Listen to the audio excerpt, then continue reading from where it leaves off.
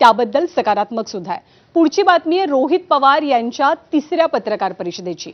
अजित पवार यांच्या अपघाती निधनासंदर्भात रोहित पवारांनी घेतलेली ही तिसरी पत्रकार परिषद होती आणि या पत्रकार परिषदेच्या माध्यमातून सुद्धा त्यांनी काही नवे प्रश्न जन्माला घातलेले आहेत, संशय अधिक वाढवलेला आहे, काही नवे दावे केलेले आहेत आणि आरोप सुद्धा। रोहित पवारांकडून विमान अपघाताबाबत आज गंभीर सवाल उपस्थित केले गेले। VSR कंपनीच्या विमान मालकापासून ते थेट विमानाच्या दर्जापर्यंत अजित पवारांना बारामतीला घेऊन गेलेल्या विमानात जास्तीचं इंधन का भरण्यात आलेलं होतं हा सवालही त्यांनी विचारलेला आहे। VSRच्या मालकाच्या मुलाच्या लग्नातल्या वऱ्हाडींमध्ये केंद्रीय हवाई मंत्र्यांचा समावेश असल्याचं सांगत त्यांनी राममोहन नायडू यांच्यावरती बोट ठेवत त्यांच्या राजीनाम्याची मागणी केली। तर रोहित पवारांनी गोळा केलेले सगळे पुरावे तपास यंत्रणांना द्यावेत असा सल्ला आता भाजपने दिलाय। त्यामुळे रोहित पवारांच्या सगळ्या आरोपांचं नेमकं काय होणार हे आगामी काळात स्पष्ट होईल।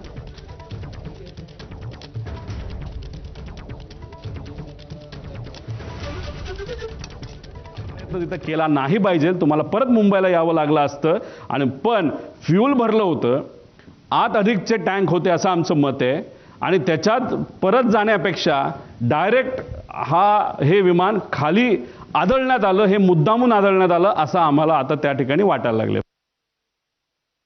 अजित काका जेव्हा विमानामध्ये बसले होते त्याला किती तास झाले होते तर ते 5915 किती तास बाकी होते त्या कंपनीच्या म्हणण्यानुसार फक्त 85 तास आणि मग मुद्दामूनच ह्याच्यामध्ये मशीन सुद्धा देताना खराब क्वालिटीचंच दिलं, नुकसान होताना कमी व्हावं आणि हा अपघात का घात हा प्रश्न तर त्याच्यामध्ये राहतो। आपण जर बघितलं तर मुंबईवरनं हे विमान जात असताना फुल टँक हे भरले होते, म्हणजे ते पूर्ण विमानचे जे पंखे असतात त्या पंख्यामध्ये जो टँक असतो तो फुल भरला होता। एवढं फ्यूल पंखात पण आणि आत पण असं आमचं मत आहे की हे एवढं घेऊन बारामतीच्या दिशेने जाण्याचं कारण काय। आणि जे मी पायलटच्या बाबतीत बोललो होतो की मुद्दामूनच कदाचित त्याचा वापर करून पायलटचा वापर करून हा घातपात झाला असावा आणि त्या घातपातामध्ये फ्यूल जास्त असलं की मोठा स्फोट होईल हे कुठेतरी शंका लोकांच्या मनामध्ये आमच्या मनामध्ये ती कुठेतरी खरी ठरताना आपण सर्वजण बघू शकतो। आणि या अपघातासंदर्भात VSR कंपनीवरती काही सवाल उपस्थित करत असतानाच रोहित पवार यांनी केंद्रीय हवाई उड्डाण मंत्री राममोहन नायडू यांच्यावरती सुद्धा निशाणा साधलाय। एक प्रमुख नेते त्या लग्नाला रोहित सिंगच्या VSRचा जो मालक आहे त्याच्या लग्नाला राजस्थानला हे गेले होते। मग VSRच्या मालकाच्या मुलाच्या लग्नाला तुम्ही तिथं जाता आणि आज VSR या कंपनीवर जेव्हा ऑब्जेक्शन घ्यायचं असतं, त्याचे ऑपरेशन बंद करायचे असतात, तेव्हा तिथं मंत्री महोदय TDP या पक्षातले या देशाचे जे एव्हिएशन मिनिस्टर आहेत ते कुठेतरी म्हणतात no safety concern with Lear jet aircraft VSR Venture aviation minister. का ऑब्जेक्शन आम्ही नाही घेतलं पाहिजे?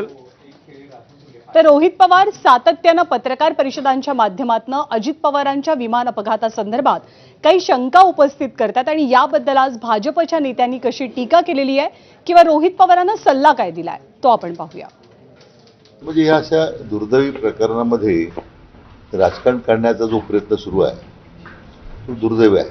दुःखामध्ये आधार देण्यापेक्षा मला वाटतं लोकांचा बुद्धिभेद करण्याचा काही मंडळी प्रयत्न करतात। हा सरणावर पोळी भाजण्याचा प्रकार आहे, आपल्या स्वतःची पोळी भाजण्याचा प्रकार आहे।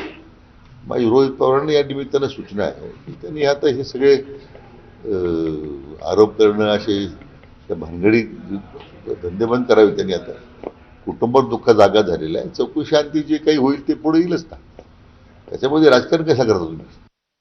रोहित पवारांना काही जर शंका असतील ते प्रेझेंटेशन करणं ठीक आहे, त्यांना त्यांचा योग्य काय निर्णय ते करतील, पण याची बद्दलची दखल स्वतः मुख्यमंत्र्यांनी आणि सरकारने घेतली आहे, केंद्राने घेतली आहे, राज्यांनी घेतली आहे, दोन्ही सरकारने घेतली आहे आणि त्यांच्या शंका ज्या आहेत त्या तपास यंत्रणेला ते देतील आणि त्यावर तपास यंत्रणा नेमक्या चौकशा करतील।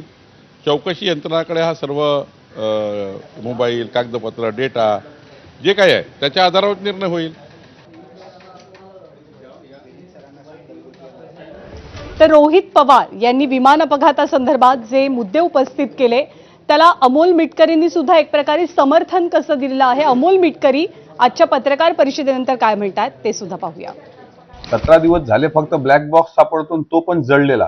आता तो तुम्ही विदेशात पाठवणार, तो डाटा रिकव्हर होणार, मग त्याला यायला अजून 15 दिवस लागतील. मग परत 23 पासून अधिवेशनच्या दरम्यान होळीच्या सुट्ट्या, आणि त्या होळीच्या सगळ्या धुलीवंदनाच्या सगळ्या या प्रोग्राम मध्ये अजितदादा नावाचा विषय मागे पडेल. मला असं वाटते रोहित पवारांनी उपस्थित केलेले मुद्दे अत्यंत अभ्यासपूर्ण मुद्दे आहेत. त्या दृष्टीनं खरोखर महाराष्ट्र सरकारने गंभीर दखल घ्यावी. आणि उपमुख्यमंत्री अजित पवार यांच्या निधनानंतरचे अनेक सवाल उपस्थित झाले. त्यातला आणखी एक मोठा सवाल